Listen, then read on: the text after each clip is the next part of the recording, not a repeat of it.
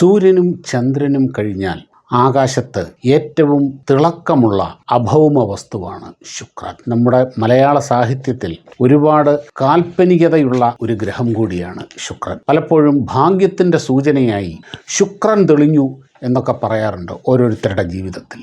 ജ്യോതിഷത്തിൽ ശുക്രൻ എന്നത് ഭാഗ്യത്തിൻ്റെയും പ്രണയത്തിൻ്റെയും സമ്പത്തിൻ്റെയും ഒക്കെ ദേവതയാണ്. ഒരാളുടെ ജീവിതത്തിലെ ശുക്രൻ്റെ ദശാകാലം അയാളുടെ ജീവിതത്തിലെ ഏറ്റവും നല്ല കാലമായിട്ടാണ് കണക്കാക്കപ്പെടുന്നത്. പാശ്ചാത്യ സങ്കല്പങ്ങൾ അനുസരിച്ച് ഗ്രീക്ക് ദേവതയായ വീനസിൻ്റെ പേരാണ് ഈ ഗ്രഹത്തിന് നൽകിയിരിക്കുന്നത്. വീനസ് സൗന്ദര്യത്തിൻ്റെ ദേവതയാണ്.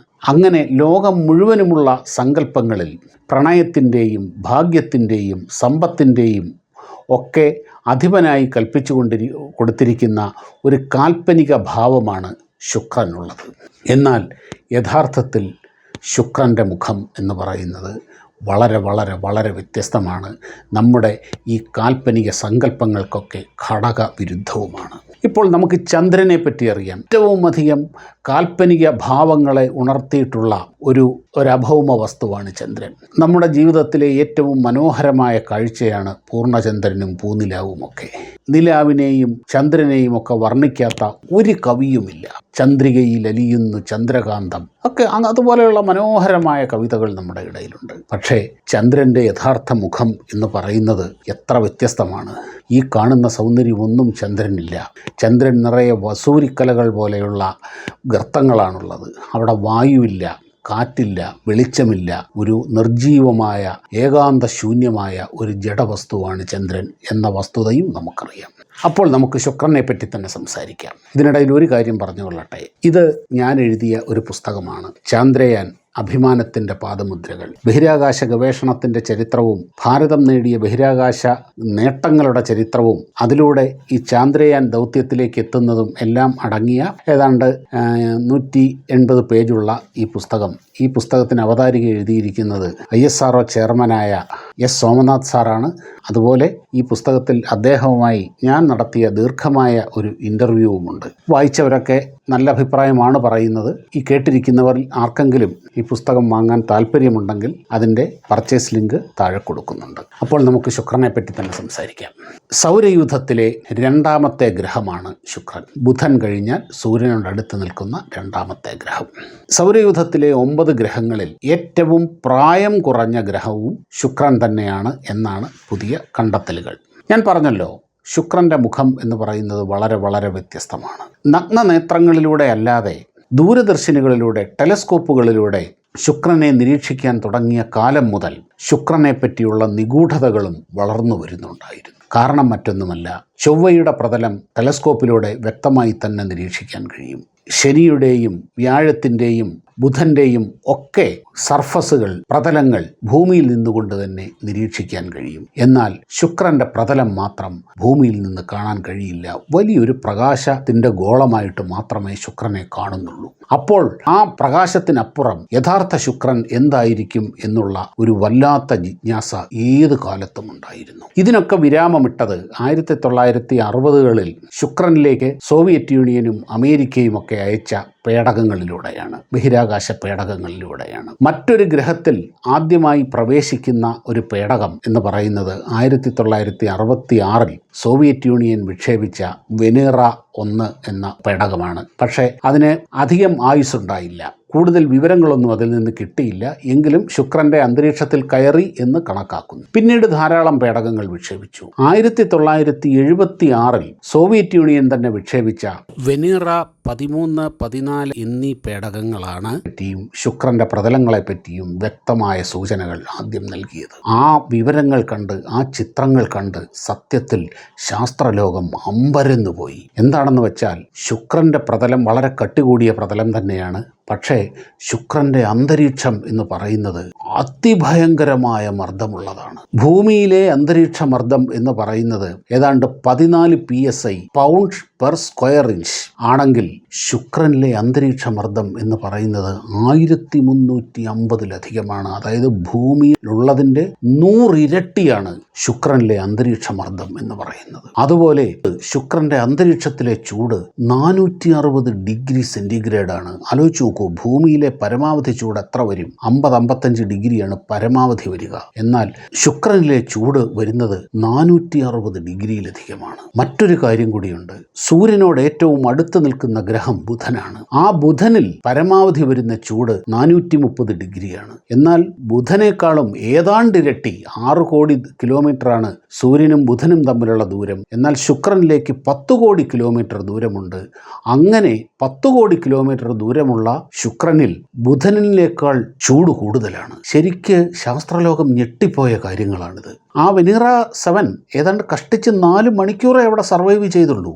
കാര്യം ഇത്ര എക്സ്ട്രീമായിട്ടുള്ള ആ സിറ്റുവേഷൻസ് അതിനെ അതിജീവിക്കാൻ അത്രേ പറ്റിയുള്ളൂ.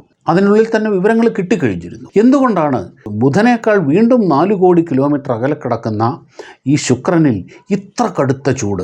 അതിനും ഉത്തരം കണ്ടെത്തി. കാരണം ഈ കട്ടി കൂടിയ ശുക്രനിലെ അന്തരീക്ഷത്തിൽ, ആ അന്തരീക്ഷത്തിലുള്ളത് 95% കാർബൺ ഡൈ ഓക്സൈഡാണ്. ബാക്കി എല്ലാം കൂടി സൾഫർ, അമോണിയ, അങ്ങനെ എല്ലാ വാതകങ്ങളും. ഇതെല്ലാം കൂടി ചേർന്ന കടുകട്ടിയായ ഒരു അന്തരീക്ഷമാണ് ഈ ശുക്രനിലുള്ളത്. അതുകൊണ്ട് തന്നെ നമ്മളിപ്പോൾ ഈ നിൽപ്പിൽ ഒന്ന് ശുക്രനിൽ ഇറങ്ങി എന്ന് വിചാരിക്കുക, പപ്പടം പോലെ പൊടിഞ്ഞു പോകും. അത്ര ഭീകരമാണ് അവിടുത്തെ അന്തരീക്ഷമർദ്ദം എന്ന് പറയുന്നത്. രസകരമായ വേറെ 2 വസ്തുതയുണ്ട്. ശുക്രൻ ഒരു പ്രാവശ്യം ഒന്ന് സൂര്യനെ വലം വെച്ച് വരാൻ 225 ദിവസം വേണം. അതായത് ശുക്രനിലെ ഒരു വർഷം എന്ന് പറയുന്നത് 225 ദിവസമാണ്. ഇതേ ശുക്രൻ ഒന്ന് സ്വയം ഭ്രമണം ചെയ്യണമെങ്കിൽ ഭൂമിയിൽ അത് 24 മണിക്കൂറാണ്. എന്നാൽ ശുക്രൻ ഒരു പ്രാവശ്യം ഒന്ന് കറങ്ങണമെങ്കിൽ സ്വയം ഭ്രമണം ചെയ്യാൻ 243 ദിവസം വേണം. എന്ന് വെച്ചാൽ ശുക്രനിലെ ഒരു ദിവസം എന്ന് പറയുന്നത് ശുക്രൻ്റെ ഒരു വർഷത്തിനേക്കാൾ അധികമാണ്.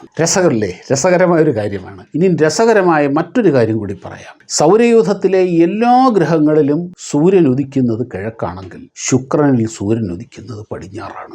കാരണം ശുക്രൻ കറങ്ങുന്നത് കിഴക്ക് നിന്ന് പടിഞ്ഞാറോട്ടാണ്. ബാക്കി എല്ലാ ഗ്രഹങ്ങളും പടിഞ്ഞാറ് നിന്ന് കിഴക്കോട്ടാണ് കറങ്ങുന്നത്. പടിഞ്ഞാറ് നിന്ന് കിഴക്കോട്ട് ഭൂമി കറങ്ങുന്നത് കൊണ്ടാണ് കിഴക്ക് നിന്ന് പടിഞ്ഞാറേക്ക് സൂര്യൻ സഞ്ചരിക്കുന്നതായിട്ട് നമുക്ക് തോന്നുന്നത്. എന്നാൽ ശുക്രനിൽ ഇത് നേരെ തിരിച്ചാണ്. അങ്ങനെ വിചിത്രമായ ഒരുപാട് കാര്യങ്ങൾ ഈ ശുക്രനെ ചുറ്റിപ്പറ്റിയുണ്ട്. ഇനി മറ്റൊരു കാര്യം, ശുക്രനിൽ സൂര്യൻ ഉദിക്കുന്നതും അസ്തമിക്കുന്നതും ഒക്കെ അവിടെ നിൽക്കട്ടെ, ഉണ്ട്. പക്ഷേ ഇതൊന്നും ശുക്രനിൽ നിന്ന് കഴിഞ്ഞാൽ കാണാൻ കഴിയില്ല. കാരണം ശുക്രൻ മുഴുവൻ കട്ടി കൂടിയ മേഘങ്ങൾ കൊണ്ട് വലയം ചെയ്തിരിക്കുകയാണ്. കിലോമീറ്ററുകളോളം കട്ടിയുള്ള മേഘങ്ങൾ. ഈ മേഘങ്ങൾ ഉണ്ടായിരിക്കുന്നത് കടുത്ത sulphuric acid, sulphur, ammonia, carbon dioxide, ഇത്രയും സാധനങ്ങൾ കൊണ്ട് തിങ്ങി കിലോമീറ്ററുകളോളം കട്ടിയുള്ള മേഘങ്ങളാണ് ഈ ശുക്രനെ വലയം ചെയ്തിരിക്കുന്നത്. അതുകൊണ്ട് ശുക്രൻ്റെ അകത്ത് നിന്ന് കഴിഞ്ഞാൽ സൂര്യോദയവും അസ്തമയവും ഒന്നും കാണാൻ കഴിയില്ല. മാത്രവുമല്ല, ഈ മേഘങ്ങളിൽ നിന്ന് സൾഫ്യൂരിക് ആസിഡ് മഴ ശുക്രനിൽ പരക്കെ പെയ്യാറുണ്ട്. ഈ മേഘങ്ങൾ കാരണമാണ് ഇവിടെ നിന്ന് നിരീക്ഷിച്ചാൽ ശുക്രൻ്റെ പ്രതലം കാണാൻ കഴിയാത്തത്. കാര്യം ഈ മേഘങ്ങൾ അന്തരീക്ഷത്തിൽ ശുക്രനെ പൊതിഞ്ഞിരിക്കുന്നത് കൊണ്ടാണ്. ഈ മേഘങ്ങളിൽ തട്ടി സൂര്യപ്രകാശം പ്രതിഫലിക്കുമ്പോഴാണ് ശുക്രന് ഇത്രയേറെ പ്രകാശം വരുന്നത്, ഇത്രയേറെ പ്രകാശം തോന്നുന്നത്. മറ്റൊരു ഗ്രഹങ്ങൾക്കും ഇല്ലാത്തത്രത്തോളം ബ്രൈറ്റ്നെസ് ശുക്രന് തോന്നുന്നത് ഈ മേഘങ്ങൾ കാരണമാണ്. അവിടുത്തെ ഈ കാർബൺ ഡൈ ഓക്സൈഡിൻ്റെ പ്രസൻസ് കാരണമാണ് ബുധനേക്കാളധികം ചൂടവിടെയുള്ളത്. ഈ കാർബൺ ഡൈ ഓക്സൈഡ് സൂര്യനിൽ നിന്ന് വരുന്ന ചൂടിന് പുറമെ കൂടുതൽ ചൂടിനെ ഈ കാർബൺ ഡൈ ഓക്സൈഡ് വലിച്ചെടുക്കുകയും അതിനെ പുറത്തേക്ക് വിടാതിരിക്കുകയും ചെയ്യും. അങ്ങനെ ഈ ചൂട്, സൂര്യനിൽ നിന്ന് വരുന്ന ചൂട് ശുക്രൻ്റെ പ്രതലത്തിൽ തട്ടി പുറത്തേക്ക് പോകാതെ ആ അന്തരീക്ഷത്തിൽ തന്നെ നിൽക്കും. അതുകൊണ്ടാണ് ബുധനേക്കാൾ 4 കോടി കിലോമീറ്റർ അകലെയാണെങ്കിലും ശുക്രനിൽ ഇത്രയധികം ചൂടുള്ളത്. ശുക്രനെ പറ്റി വിശദമായി പഠിച്ചത് അമേരിക്ക അയച്ച പയനിയർ, മഗല്ലൻ എന്നീ പേടകങ്ങളാണ്. 4 വർഷത്തോളം ശുക്രനെ പ്രദക്ഷിണം വെച്ച് ശുക്രനെ പറ്റിയുള്ള വിവരങ്ങൾ നന്നായി ശേഖരിച്ചു. ശുക്രനിലേക്ക് പ്രകാശരശ്മികൾ കടന്നു ചെല്ലില്ല, പക്ഷേ റേഡിയോ തരംഗങ്ങൾ ചെല്ലും. ഈ പയനിയർ റേഡിയോ തരംഗങ്ങൾ അയച്ച് അവ ആ മേഘങ്ങളെ തുളച്ചുപോയി ശുക്രന്റെ പ്രതലത്തിൽ തട്ടി തിരിച്ചു വന്ന് അങ്ങനെയുള്ള സിഗ്നലുകളെ അനലൈസ് ചെയ്താണ് ശുക്രന്റെ പ്രതലം ഏതാണ്ട് പൂർണ്ണമായി തന്നെ മാപ്പ് ചെയ്തത്. ഈ പര്യവേക്ഷണങ്ങളെല്ലാം ഭൂമിക്ക്, മനുഷ്യരാശിക്ക് വലിയ ഒരു സന്ദേശം നൽകിയിട്ടുണ്ട്. അത് മറ്റൊന്നുമല്ല, നമ്മുടെ അന്തരീക്ഷത്തിൽ, ഈ മനോഹരമായ ഭൂമിയുടെ വായുവിൽ ഫ്ലൂറോ കാർബൺ നിറയ്ക്കരുത്, കാർബൺ ഡൈ ഓക്സൈഡ് നിറയ്ക്കരുത്. ആ കാർബൺ ഡൈ ഓക്സൈഡ് നിറഞ്ഞ ഒരന്തരീക്ഷം എങ്ങനെയിരിക്കും, അങ്ങനെയുള്ള ഒരു ഗ്രഹം എങ്ങനെയായിരിക്കും ഉണ്ടാവുക എന്നതിന് ഏറ്റവും വലിയ തെളിവാണ് ശുക്രൻ. ആ ചിത്രങ്ങളാണ് നമ്മുടെ മുമ്പിലുള്ളത്. അങ്ങനെ ഒരു വലിയ സന്ദേശം കൂടി ശുക്ര പര്യവേക്ഷണം നമുക്ക് നൽകിയിട്ടുണ്ട്. ഭാരതവും ശുക്രയാൻ എന്ന ഒരു പേടകത്തെ 2025 അയക്കുന്നുണ്ട്. ശുക്രനെ പറ്റിയുള്ള കൂടുതൽ വിവരങ്ങൾ നമുക്ക് ഇനിയും അറിയാനുണ്ട്. നമുക്ക് അതിനുവേണ്ടി കാത്തിരിക്കാം. എന്തെല്ലാം അത്ഭുതങ്ങളാണല്ലേ ഈ പ്രപഞ്ചത്തിൽ നമ്മെ കാത്തിരിക്കുന്നത്. നമസ്കാരം.